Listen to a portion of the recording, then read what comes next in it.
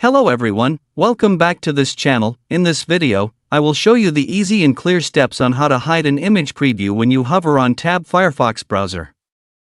So how to hide an image preview when you hover on tab Firefox browser.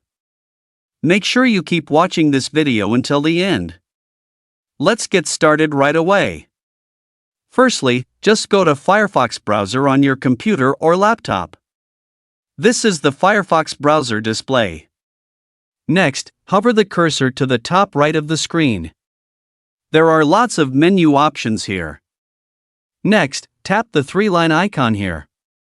And a scrolling menu will appear like this. And tap the Settings menu.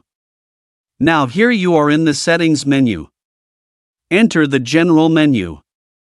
Now here you are in the General menu. Scroll down to find the Tabs menu. Now next. Tap Show an image preview when you hover on tab. This feature allows users to hide image previews when hovering over tabs in Firefox on Windows 10 so that the display is cleaner and less distracting. Thank you for watching. I hope this video is useful. See you in the next video.